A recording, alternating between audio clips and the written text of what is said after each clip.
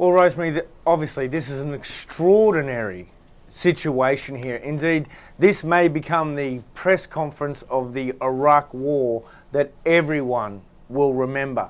Now, President Bush arrived in the country late this afternoon local time on a surprise visit. Now, he was actually here on essentially a farewell tour.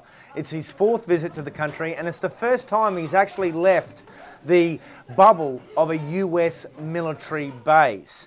Now, during a press conference with the Iraqi Prime Minister, we've seen the scenes, and we keep seeing them, and we're gonna keep seeing them.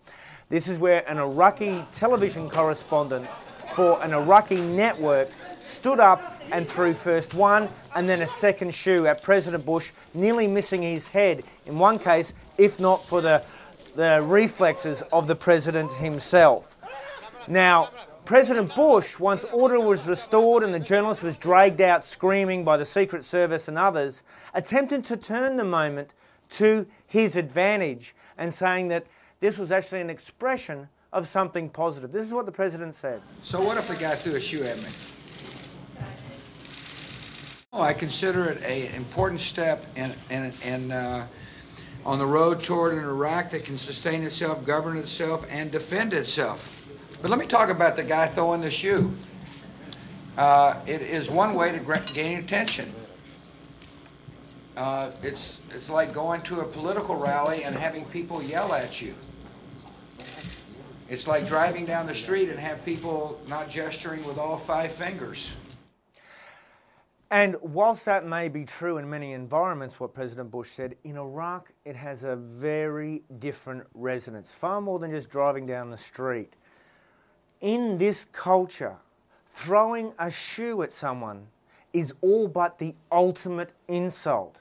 And generally, it's reserved only for the most hated. And we saw that in the days after the invasion when the Saddam statue was pulled down and the Iraqis hopped on and started slapping the statue with their shoes. And indeed, just a few weeks ago, in a massive demonstration against America here in Baghdad, we saw Iraqis throwing their shoes at what? An effigy of President Bush himself, perhaps prophetic, Rosemary. Indeed. I mean, it begs the question, what's likely to happen to this guy?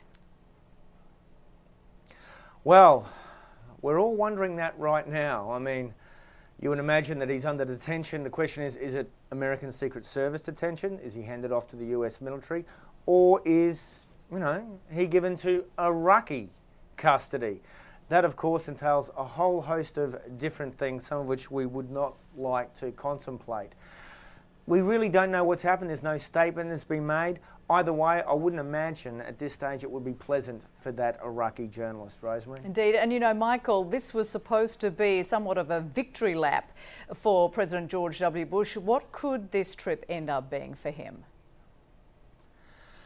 Well, I mean, I guess people will take whatever meaning they see in this and move on with that. I mean, one of the most obvious ones is that this was, as you said, his victory lap. He was here to celebrate these agreements that now govern the ongoing presence of America and effectively end the US phase of the Iraq War. This is the beginning of the American end in many ways, because these agreements say America's got to be out of here in 3 years, no discussions, no negotiation, no questions. So it also wraps the US military up into legal knots where the Iraqis are now running the show here and the Americans are just supporting. So in many ways, a large chunk of the war, America has lost its capability to wage that war. Now, with President Bush here and this incident, people may regard that as some kind of a symbolic representation of the legacy of the Bush administration here in Iraq. The administration that started this war is the administration that signed the agreement that ended it in terms that are less than what many American diplomats and others would have liked to have seen after so many deaths and the expenditure of so much treasure.